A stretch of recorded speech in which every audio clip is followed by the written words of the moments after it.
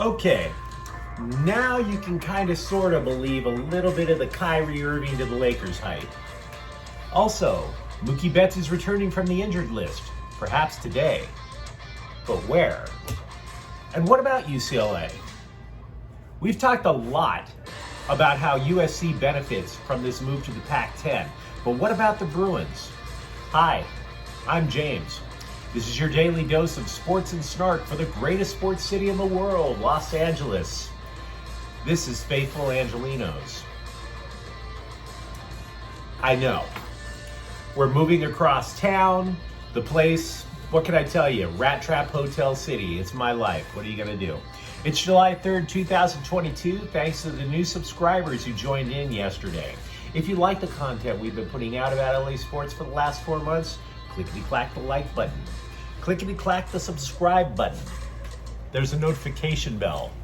Say hello to the wife. You should hit that. We try to put out new videos between 9 and 10 a.m. Every day. Sharing is caring, by the way. Let people know we exist. And by all means, comment. I ain't perfect. Why would I put my wife in this crap hole, right? Now, before we get to the notes, let's go through the scoreboard really quickly. Last night, Will Smith hit his 12th home run of the year. Tyler Anderson improves to 9-1. Dodgers 7, San Diego 2. LA now has a 4.5 game lead in the NL West. In addition to that, LAFC gets shut out for the second time in MLS this year. Vancouver with a big upset, 1-0. Carlos Vela suggested Gareth Bale better be ready to work when he gets to LAFC. Dude, you didn't play last night either. You gotta hold your own self accountable, okay? Just saying. Meanwhile, today, Clayton Kershaw's 5-2 against Mackenzie Gore, 4-3. The Padres and Dodgers play one last time today at the Ravine at 1 o'clock. And the Sparks, the first team in the WNBA to reach 500 wins, they play the New York Liberty at 3 o'clock. The Kyrie Irving hype is just a little bit more now than bloggers trying to get cheap likes, okay? Multiple outlets are reporting that the Nets and Lakers are talking about a Kyrie Irving trade. One report uses the phrase, quote, palpable optimism. Now, this whole thing, in case you're wondering what's changed, this whole thing is as a result of Kevin Durant's recent trade request for Brooklyn. The Nets, they've imploded. If you look at them during last season, they sent James Harden to Philly to bring in Ben Simmons. Ben Simmons, I don't think the guy just likes playing basketball, frankly. Kyrie, of course, has his own baggage, which we'll get to. And I'm sure Durant's looking around like, wait, I left Golden State for this? What the hell am I doing? So the Nets are probably also sitting there thinking, we don't have James Harden. Ben Simmons isn't around. He's not present. We don't know what the hell about what the deal is with Kyrie. Now maybe no Durant. So if I'm the Nets, I'm saying to myself, why not see if you can get yourself something for Kyrie like an expiring contract? Why not try to rebuild on the fly? It's trading Kevin Durant for a ton of draft picks.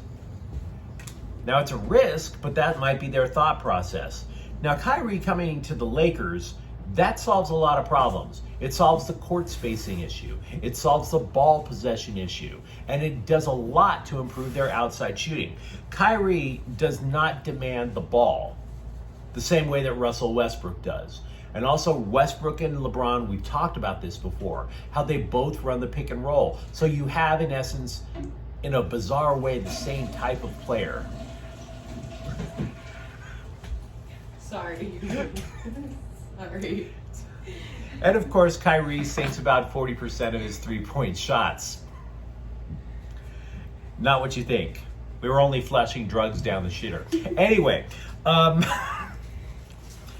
so it solves the spacing problem. It solves whose ball is it. It's going to be LeBron's, not LeBron's or Westbrook's. It opens up space on the floor. But there are legit, and by the way, of course, Kyrie won a ring with LeBron. But there are legit problems with Kyrie. Kyrie has not played 70 games since he signed a big money contract with the Boston Celtics. So he hasn't even done that with Brooklyn. And last year, he only played 29 games because he didn't want to take a COVID injection, a COVID vaccine. He's also going to be 30. So LA gets younger, just not that much younger. And by the way, if Brooklyn decides to smooth everything out with Durant, all this stuff I'm talking about, you may as well throw it away, because then you're back to square one. Also, another little problem for the Lakers, if you bring in Kyrie Irving, you now still have 3 drama queens on your roster in Kyrie, Anthony Davis, and LeBron. So you solve things on the court, but you don't necessarily solve things away from the court. The national press is shocked that the Vegas betting line is moving in favor of the Lakers. They can't explain it. I can. Summer League basketball games take place in Las Vegas. Now, Orlando fans are not flying across the country because they had the number 1 pick in the draft. They are not going out of their way trying to figure out what the heck they've got with their new players. But Laker fans absolutely will drive up to Vegas from LA. And while they're here, what do? They put money down. That's what's moving the gambling line. It's not the anticipation of a Kyrie Irving trade. Let's take a quick moment and talk about what the Lakers have done in the offseason. 7 older Lakers remain free agents. That includes Carmelo Anthony. That includes Dwight Howard. They're all way older than Kyrie at 30. And so the hype with who they brought in, the underlying hope is that Juan Toscano Anderson gives them the versatility that outgoing free agent Trevor Ariza can no longer do. A forward/small ball center with a bit of grit. That's what they wanted in Ariza. They didn't get it. They hope to get it with Toscano Anderson. Meanwhile, pundits are not optimistic about the signing of taxpayer exception scapegoat Lonnie Walker IV. They don't think he's got enough skill to warrant that contract. Also, Troy Brown Jr., also a former first-round draft pick elsewhere in the league, has to step his game up. The words unrealized potential are being thrown around a lot with the people that the Lakers have brought in. As for the starting lineup, there is now a belief that Austin Reeves will be promoted to the starting lineup to go along with LeBron, to go along with Anthony Davis, and either Westbrook or Kyrie. So they have 4/5 of their starting lineup potentially understood. Other problems with the Lakers? They're small. Only Davis and Damian Jones are taller than 6'9". So they do need a little bit of extra grit. They do need a little bit of extra height. But they had so many problems to solve that it's easy to say that the Lakers are a little bit better than last year. But how much? Certainly not title contenders. Mookie Betts is coming back from a cracked rib, perhaps as early as today, possibly Monday. Those are reports, I believe. But we are getting conflicting reports about what the Dodgers are going to do with Mookie Betts. The Orange County Register yesterday had a long story saying about how Betts is taking ground balls in the infield to play second base. I will admit I am wrong if Mookie Betts plays second base. I think that's a huge, stupid move for the Dodgers if he does, because he's coming back from a cracked rib. Think about playing the middle infield, the torquing of the upper body, the diving for ground balls going up the middle. It just doesn't seem like a good idea for somebody with a cracked rib. But then, of course, after the game, The Athletic comes out, they have a report, he's going back to right field. So we don't know what the hell's going on with the Dodgers and Mookie Betts right now. We just know that he's coming back. Injury news for them. Relief pitcher Caleb Ferguson, he threw a simulated inning in his return. He should return this week, actually. Meanwhile, utility player Zach McKinstry will go on rehab assignment. Dustin May, the starting pitcher who had Tommy John surgery, is, quote, really close to beginning a minor league rehab assignment as well. There has been a report compiled of who is the most hated player in Major League Baseball. It is former Dodger, current Padre, Manny Machado. How did they come to this conclusion? Some idiot basically analyzed mean tweets.